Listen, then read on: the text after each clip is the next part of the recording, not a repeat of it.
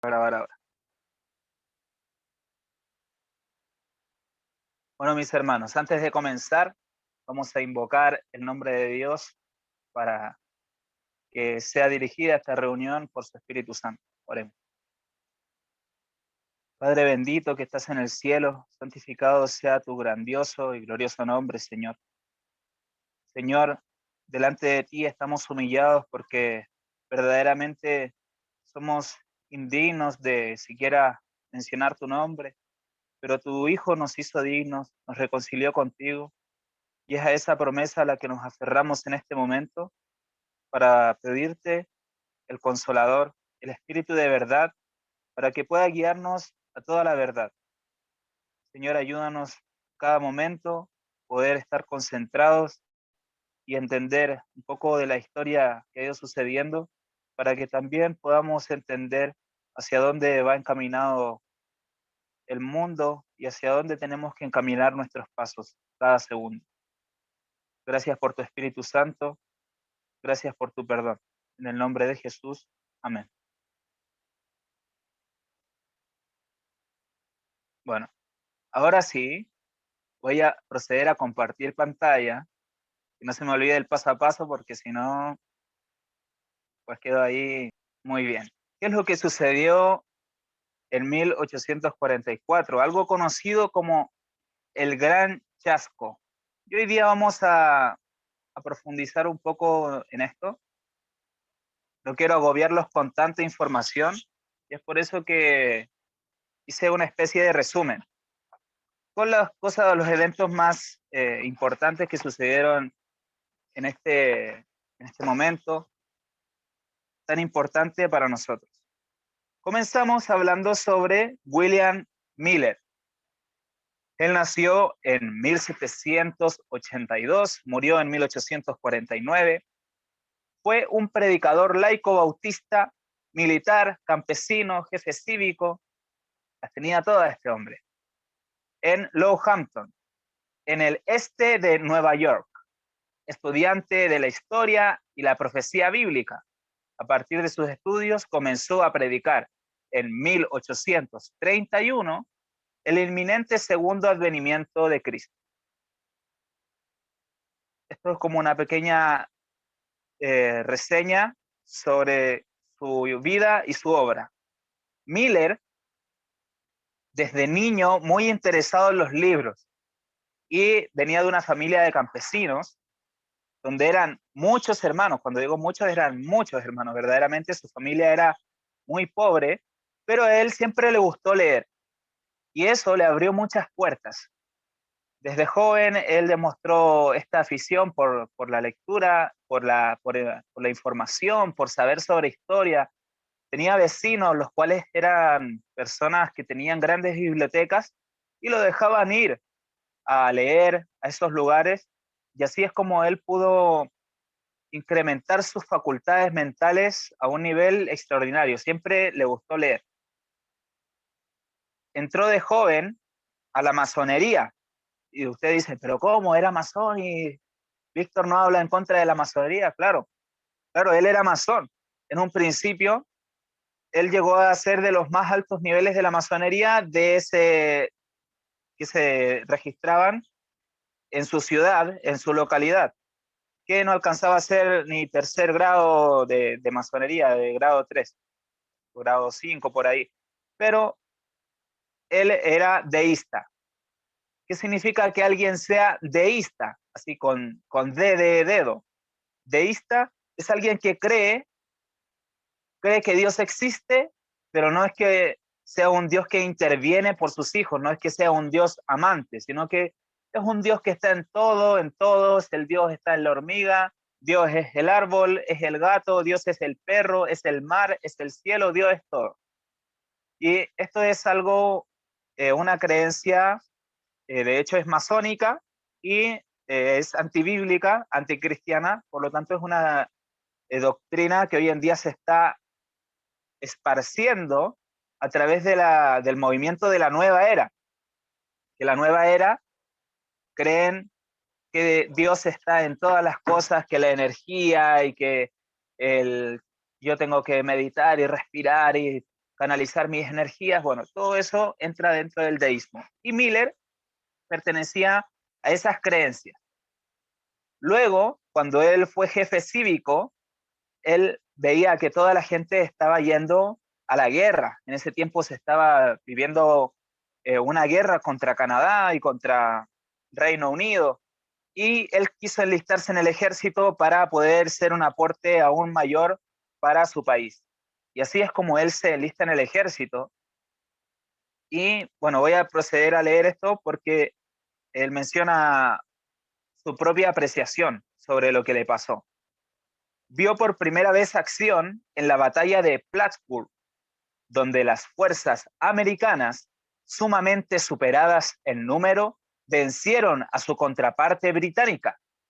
Miller llegó a ver el resultado de esta batalla como milagroso y por lo tanto, en desacuerdo con su opinión deísta de un Dios distante, alejado de los asuntos humanos, escribió posteriormente: me pareció que un ser supremo debió haber observado los intereses de esta nación en una forma especial y nos liberó de las manos de nuestros enemigos.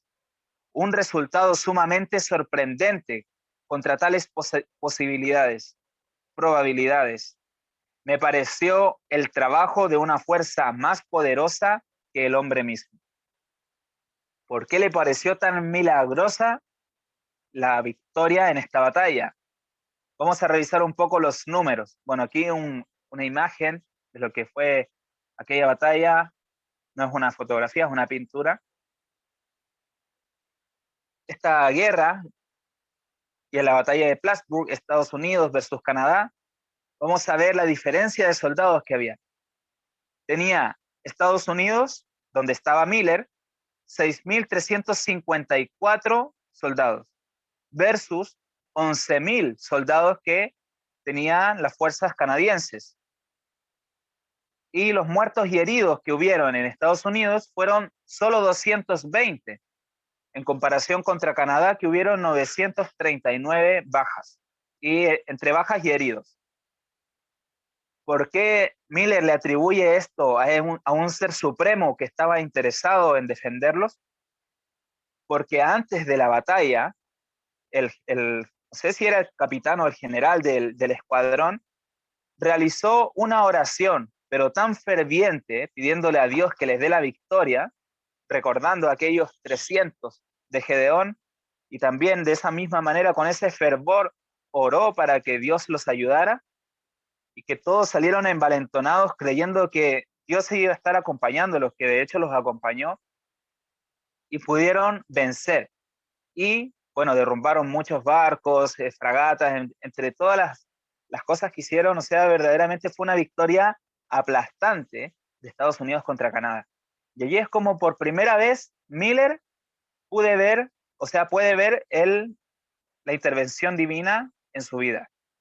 Y allí fue cuando él vuelve a Nueva York, vuelve a la casa bueno, se compran esta casa. Esta sí es la casa que se compraron en ese momento, una casa bastante linda. Y allí fue cuando él vuelve preocupado por la vida, la muerte, reflexionando entre qué hay después de la vida, qué hay después de la muerte, en fin. Y justo muere su madre y su hermana.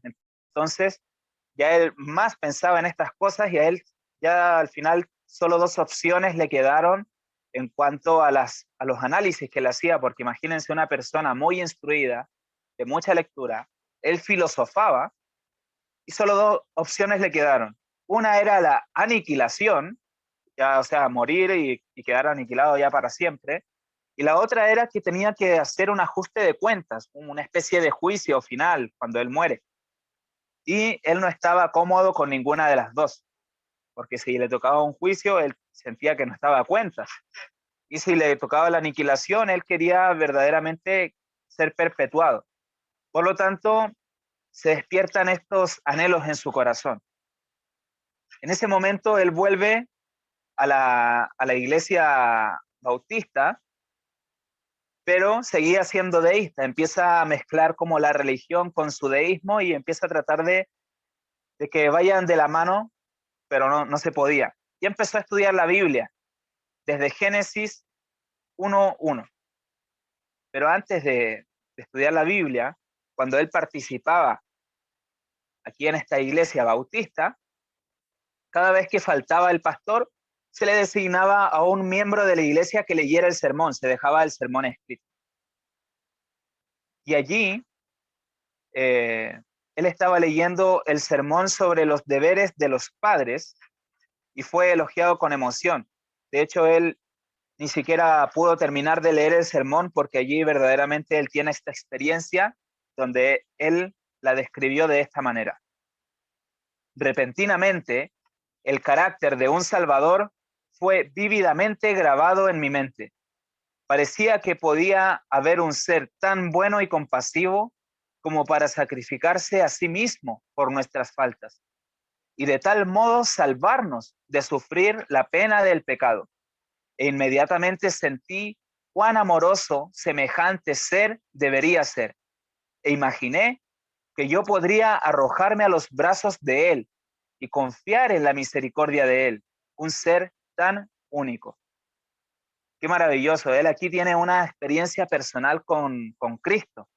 Él verdaderamente fue tocado por el Espíritu Santo y empieza a partir de ese momento a estudiar la Biblia. Desde Génesis 1:1 y hasta que no entendía el versículo en su totalidad, él no pasaba al siguiente.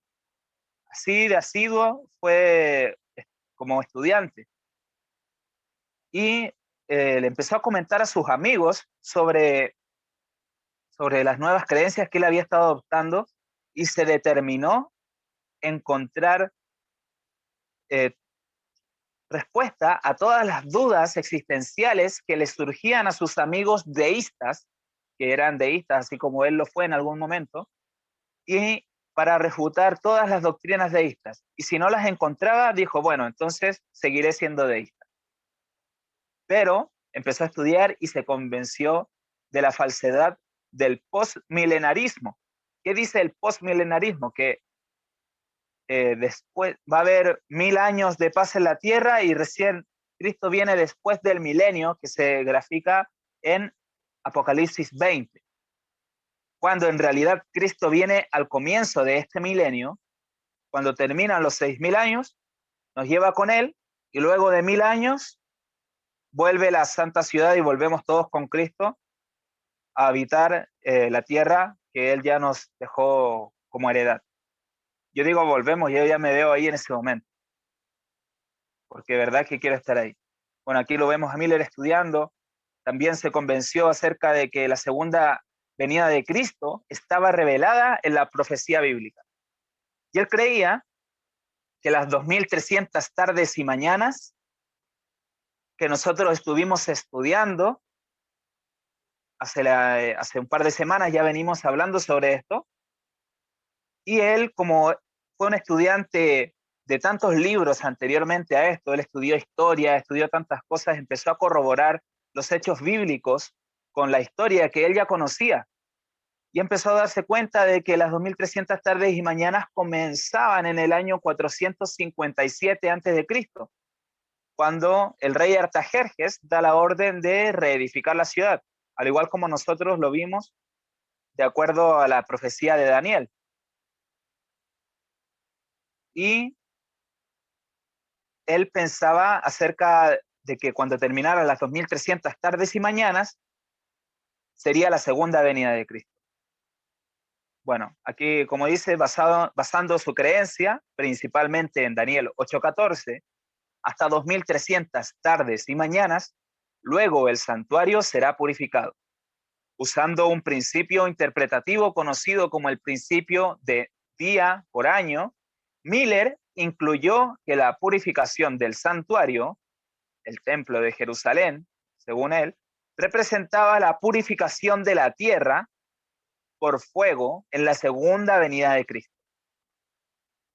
En conclusión, él él escribe, llegué entonces a la solemne conclusión de que en cerca de 25 años, a partir de esa fecha, de 1818, todos los asuntos de nuestro estado actual colapsarían. Por lo tanto, él pensaba que Cristo venía en 1843. ¿Por qué 43 y no 44? Porque él cometió el error de contar el año cero. Desde el año 1 antes de Cristo, él contó el año 0 antes de Cristo y después el 1 después de Cristo. Cuando en realidad, desde el año 1 antes de Cristo se pasó al año 1 después de Cristo, directo. Por lo tanto, esta profecía se cumplió en 1844. Y así fue como nació el movimiento milerita, y él estudió desde 1818, él ya tenía esta convicción, hasta 1823, o sea, 5 años, él corroboró sus estudios para que no hubieran fallas, y recién en septiembre de 1822 plasmó un documento de 20 puntos, que él tenía aquí plasmada en el artículo número 15 de esos 20 artículos, lo siguiente: yo creo que la segunda venida de Cristo está cerca, casi en puerta, aún dentro de 20 años o antes de 1843. Sin embargo, Miller continuó sin leerlo públicamente hasta el primer domingo de agosto de 1831 en el pueblo de Dresden. ¿Por qué él predica este mensaje en 1831? Porque él no quería dar este mensaje. Entonces, él hizo un pacto con Dios, una promesa, y le dijo: si me vienen a buscar aquí a la casa para que yo predique, yo voy a dar el mensaje. Y justo resulta que lo llegan a buscar el primer domingo de 1831 porque el pastor de una iglesia había enfermado. Por lo tanto, no había quien predicara, y como sabían que él era un estudiante de la Biblia, lo fueron a buscar. Luego, él dejó una sinopsis en 1834 de 64 páginas que se llamó Evidencia de las Escrituras y la historia sobre la segunda venida de Cristo, cerca del año 1843. Y esto fue exhibido en un curso de conferencias. ¿Por qué él escribió esta sinopsis o esta tesis? Porque mucha gente venía a preguntarle y le mandaban cartas y le preguntaban sobre otras cosas, entonces él resumió todos sus estudios en estas 64 páginas basadas en las profecías que él ya había estudiado. Y se empezó a predicar el Evangelio desde 1831, de que Cristo venía en 1843.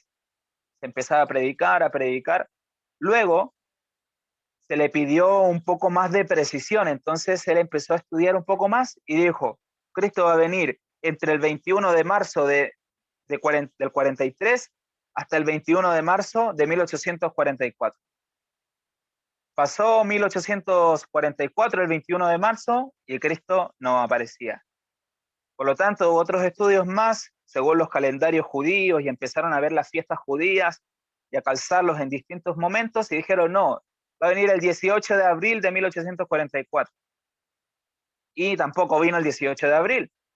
Entonces empezaron a estudiar hasta que dijeron: si esto es la purificación del santuario, y la purificación del santuario en el pueblo de Israel ocurría el 10º día del 7º mes en el calendario hebreo, ese era el día de la expiación. Por lo tanto, eso, si lo traspasamos a nuestro calendario gregoriano actual, sería el 22 de octubre del mismo año, de 1844. Y así se empezó a predicar. Mucha gente vendía sus propiedades, vendían todas sus cosas porque ya Cristo venía, entonces ellos vendían para que el evangelio fuera predicado. Y fue llevado el evangelio a todo el mundo, a todo el mundo. Y pasó lo que ya sabemos: el 22 de octubre y el amanecer del 23 de octubre se convirtieron en la gran decepción de los mileritas, o el gran chasco. Hiram Edson registró que nuestras más profundas esperanzas y expectativas fueron destrozadas, y un espíritu de angustia vino sobre nosotros como nunca antes había experimentado. Lloramos y lloramos hasta el atardecer. Y a partir de este momento mucha gente Imagínense, estaban todos esperando que Cristo viniera y no apareció, y a la gente verdaderamente decepcionada totalmente porque Cristo no vino. Pero esto era una profecía que debía cumplirse. ¿Qué profecía? Apocalipsis 10, desde el versículo, bueno, todo el capítulo 10, pero yo separé el versículo 9 en adelante. Dice, y fui al ángel diciéndole que me diese el librito, y él me dijo, toma y cómelo, y te amargará el vientre, pero en tu boca será dulce como la miel. Entonces tomé el librito de la mano del ángel y lo comí, y era dulce en mi boca como la miel, pero cuando lo hube comido, amargó mi vientre. Y él me dijo, es necesario que profetices otra vez sobre muchos pueblos, naciones, lenguas y reyes. Esto era necesario que sucediera. Era necesario que la gente se decepcionara. Dentro del mismo capítulo 10 de Apocalipsis se mencionan 7 trompetas que suenan, 7 truenos que suenan, no son trompetas, son truenos. Y era las voces de estos truenos, Juan las iba a escribir, pero el ángel le dice que no las escribiera, que esto quedaría sellado.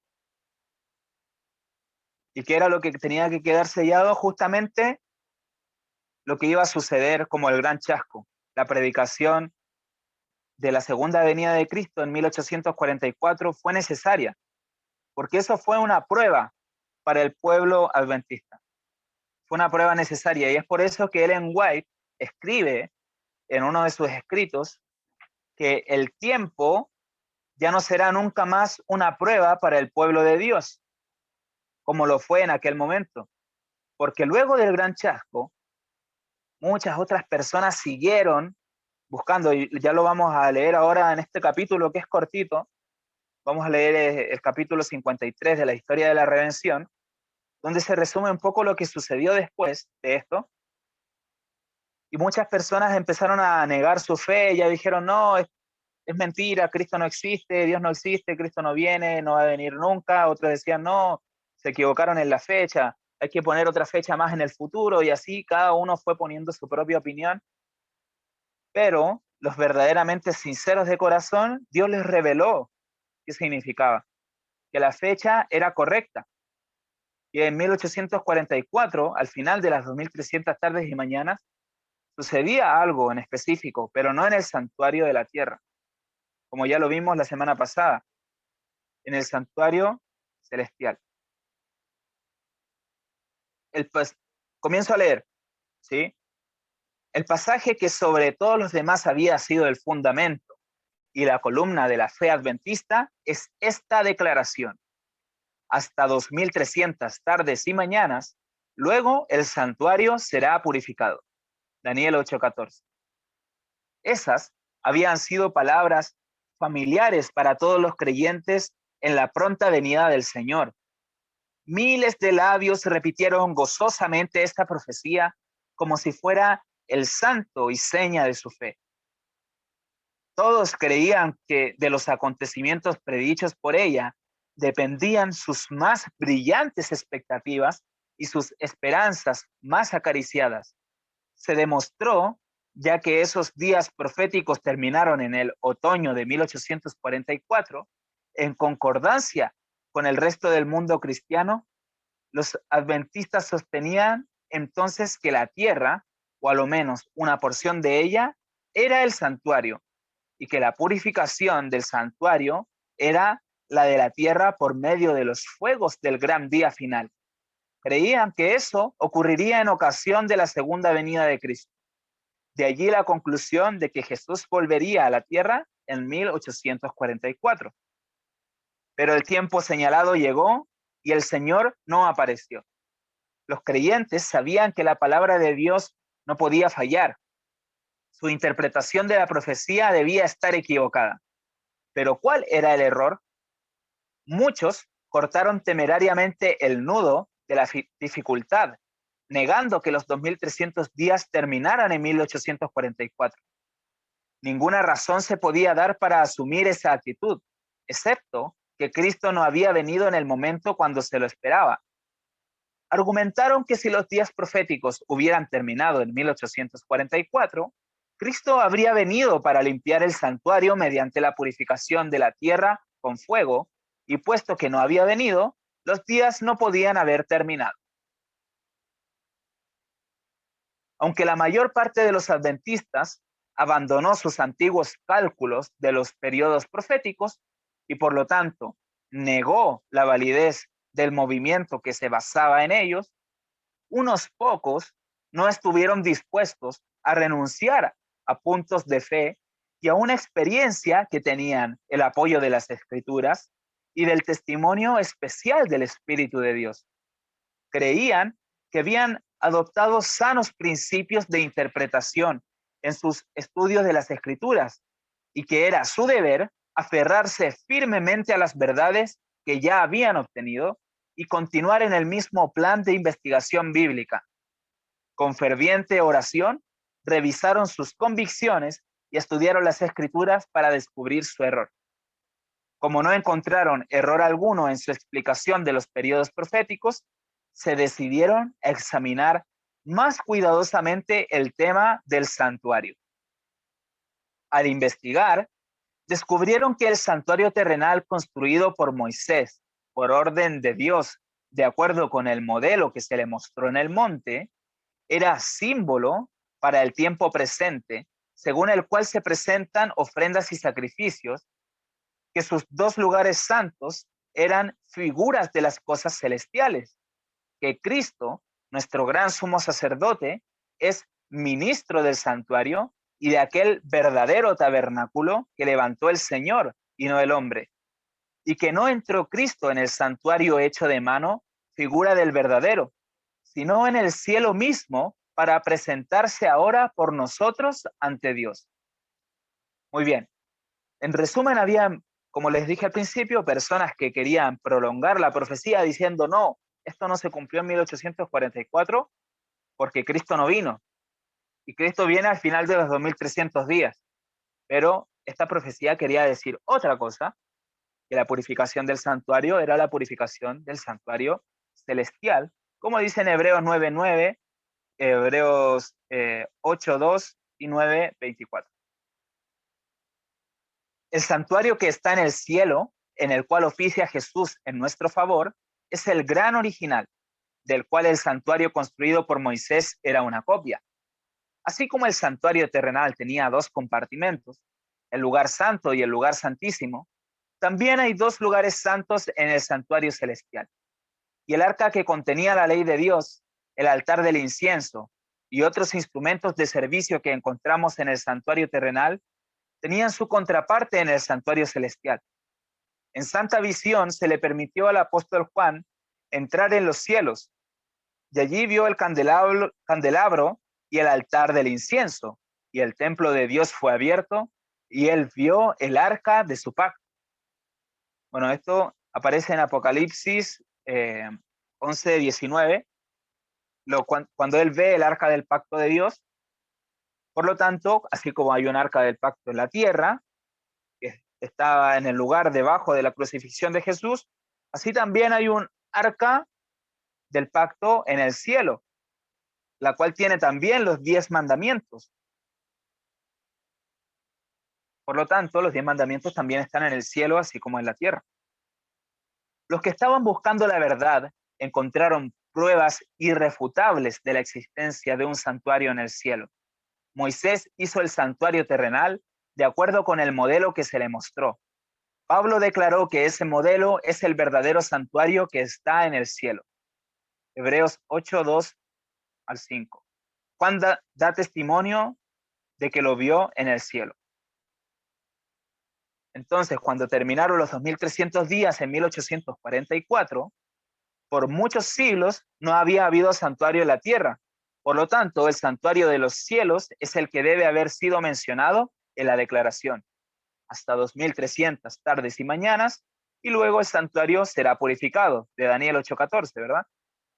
Pero, ¿cómo podía necesitar purificación el santuario celestial? Al volver a las escrituras, los estudiosos de la profecía descubrieron que esa purificación no se refería a las impurezas materiales, puesto que se lo debía hacer con sangre y por consiguiente debía ser una purificación del pecado.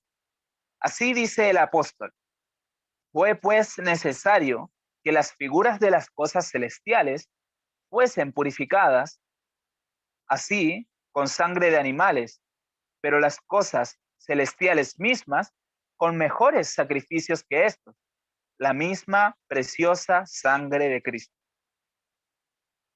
Para saber más acerca de la purificación señalada por la profecía, era necesario comprender el ministerio que se lleva a cabo en el santuario celestial.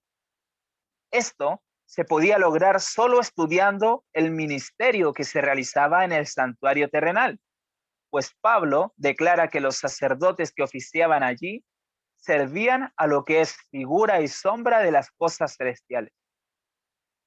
Así como los pecados del pueblo eran transferidos antiguamente en forma figurada al santuario terrenal, cuando se hacía el día de la expiación, ¿recuerdan? Cuando primero se mataba el becerro para expiar los pecados del sacerdote, luego se mataba el carnero, se llevaba la sangre sobre el propiciatorio, se aspersaba 7 veces sobre el lado oriente, y en el lado occidente del arca no se ponía sangre, porque ese lugar estaba reservado para la sangre de Cristo. Así era purificado el santuario, así también así nuestros pecados son de hecho transferidos al santuario celestial por medio de la sangre de Cristo. Así como la purificación típica del santuario terrenal se llevaba a cabo mediante la remoción de los pecados que lo habían contaminado, así la limpieza real del santuario celestial se cumplirá mediante la remoción de los pecados que están registrados allí. Esto requiere un examen de los libros de registro para determinar quiénes, por medio del arrepentimiento del pecado y la fe en Cristo, están en condiciones de recibir los beneficios de su expiación. La purificación del santuario, por lo tanto, implica un juicio investigador. Esa obra debe realizarse antes de la venida de Cristo para redimir a su pueblo, porque cuando Él venga, traerá su galardón con Él para recompensar a cada uno según sea su obra. Apocalipsis 22:12. Por lo tanto, en este momento, a partir de 1844, Cristo está en el lugar santísimo, en el santuario celestial, revisando los libros. A partir de 1844 empezó el juicio por los muertos en Cristo, ¿sí? Desde Abel el justo hasta el último muerto de 1844, antes de que Cristo pasara al santuario. Se abrieron todos los libros de vida de ellos y viendo cada pecado confesado, cada pecado perdonado, y decir, a ver, mira, este tiene todos sus pecados perdonados, confesados, muy bien, es justo, y es puesto en el libro de la vida como alguien salvo. Y también esto tiene relación con el juicio de los vivos, el cual ya lo vamos a estudiar en un futuro para no confundirlos con tantas cosas, tantas fechas, pero cuando termina el juicio por los muertos justos, empieza el juicio por los vivos. Y allí, cuando tu nombre pase por delante de Cristo, tú no vas a saber. Por eso Cristo dijo en Mateo 24, velad pues no sabéis a qué hora vendré sobre ti. En esto se refería al juicio investigador de los vivos.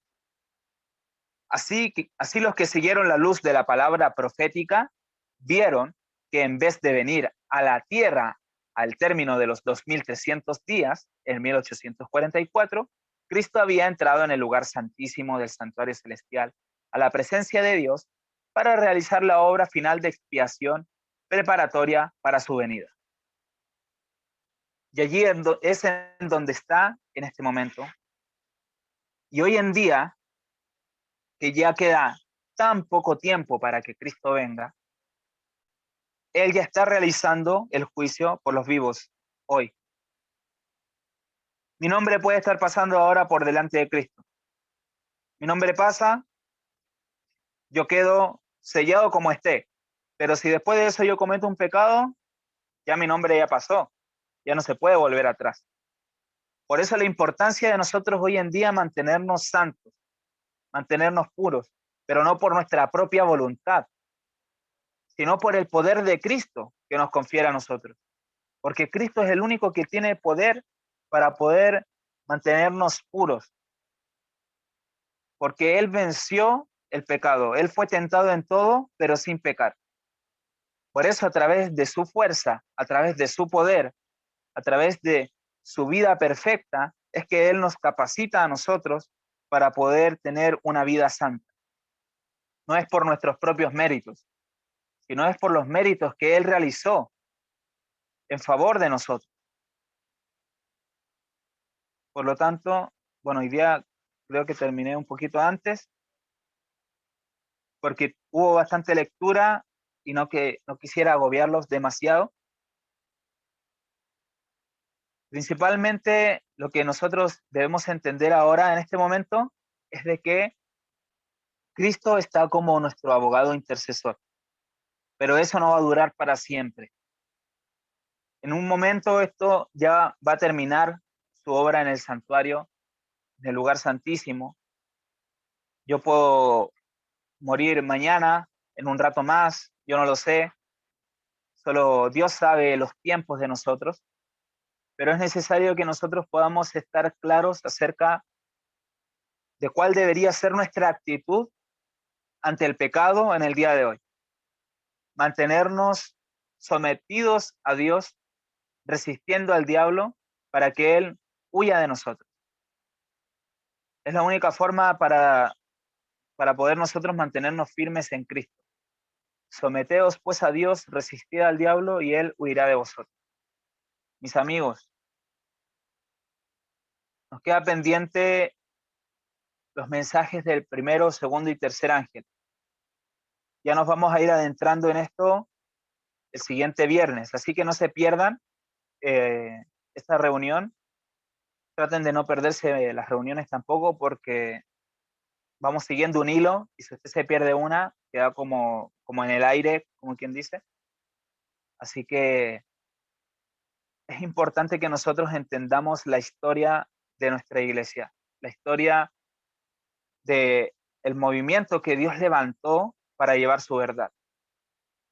En diciembre de 1844, Dios levanta a la profeta Ellen White para aclarar toda esta confusión y le da un mensaje verdadero, le da un mensaje que es cristocéntrico y que no contradice la Biblia.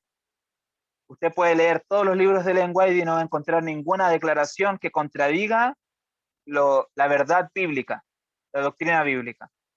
Así que ahora si usted se topa con un video en internet que le diga, no, es que ella es una falsa profeta y son una secta, amigos, recuerden que a los únicos árboles que se les tiran piedras son a los que tienen frutos. Y por algo es. Así que usted pídale el Espíritu Santo a Dios, que Él le revele la verdad. Como siempre yo le digo, no me crea lo que yo digo. Pídale el Espíritu Santo, el Espíritu de verdad, y Él lo va a guiar a toda la verdad. Mantengámonos santos en el nombre de Cristo, mantengámonos puros, nuestros pensamientos elevados. Podemos orar, podemos cantar, podemos aprendernos versículos bíblicos de memoria. Hay muchas herramientas que podemos utilizar para mantenernos con nuestra mente en Cristo, porque el pecado fácilmente nos enreda, ¿sí? Por eso tenemos que mantener fijos nuestros ojos en Jesús, porque hay muchos que nos están mirando, no solamente humanos, también están las huestes del mal, pero también están las huestes del bien, los ángeles del cielo, y todos los otros mundos están mirando, expectantes. Ahora están ellos mirando esta reunión con nosotros, intercediendo también con sus oraciones para que nosotros podamos mantenernos puros y podamos representar el carácter de Dios, porque lo que importa no es mi salvación ni su salvación, lo que importa es de que el nombre de Dios no sea vilipendiado, que su nombre no sea burlado, que no haya razón para menospreciar su ley, ni para decir que su ley no es justa ni que no se puede guardar. Sí podemos vivir una vida justa, pero requiere de esfuerzo, voluntad y entregar nuestra voluntad en la voluntad de Dios. Es la única manera. Por nuestra fuerza jamás vamos a poder vencer el mal. Cristo es el único que lo pudo hacer. Por eso Él es mi superhéroe. Porque Él siendo humano, no teniendo poderes sobrenaturales, solo confiando en su Padre, pudo vencer el mal. ¿Qué superhéroe hace eso? Ninguno.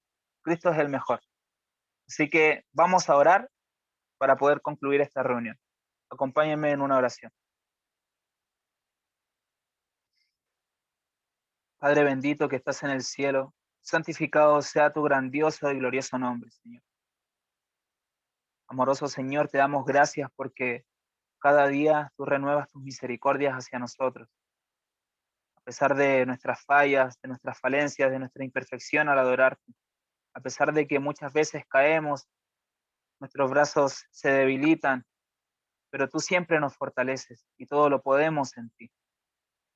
Por eso en esta hora queremos pedirte que tú nos enseñes a vivir una vida piadosa, una vida de una verdadera conversión, Señor, que aquellos que nos puedan ver puedan verdaderamente notar el poder tuyo que habita en nosotros, porque es tu poder el que nos capacita, es tu poder el que nos hace vencer. Señor, ayúdanos a mantener nuestros pensamientos puros y elevados. Ayúdanos a vencer a todas esas huestes malignas que quieren atentar en contra de nosotros, Señor. Bendice a los bebés espirituales que han llegado también, Señor, porque contra ellos el enemigo es que está más enfurecido. Y pedimos tu santa protección sobre ellos, que tus ángeles acampen alrededor de sus hogares, defendiéndolos en todo momento. Ayúdanos y enséñanos a confiar en ti, porque se vienen tiempos difíciles, Señor, tiempos en los cuales no vamos a poder comprar, no vamos a poder vender. Se vienen tiempos de angustia, Señor, y nosotros necesitamos ahora fortalecer nuestra fe, porque cuando llegue ese momento ya será tarde. Ayúdanos a trabajar diariamente en la obra de nuestra santificación, que sea nuestra primera obra en el día, Señor. Pedirte tu gracia vencedora en todo momento, que esté la alabanza de nuestros labios, que en todo momento estés tú en nuestra mente, que cada día nosotros podamos meditar en tu sacrificio en la cruz. Señor, perdónanos si es que hemos hecho mal. Ayúdanos a ser cada vez mejores para poder llevar tu evangelio a todo el mundo, Señor. Este mensaje tiene que predicarse en todo el mundo. Yo cuando miro las poblaciones tan grandes, miro las ciudades tan grandes desde los cerros, digo, Señor, ¿cómo es que vamos a predicar a tanta gente? Pero tú tienes poder, Señor. Tú eres grandioso y tú puedes utilizarnos de una manera maravillosa y poderosa. Por eso ayúdanos a tener fe y a que sean abiertos nuestros ojos, como el siervo de Eliseo, que pudo ver cuántos ángeles estaban de su parte, así también que nosotros podamos ver cuántos están de nuestra parte, que son más que con ellos, Señor. Gracias te damos por las revelaciones que nos das, gracias por tu Espíritu Santo que nos acompañó en esta reunión. Quédate con nosotros en este santo sábado y ayúdanos a santificarlo como es debido. Todo esto te lo agradecemos y te lo pedimos en el santo nombre de Jesús, nuestro único Salvador. Amén.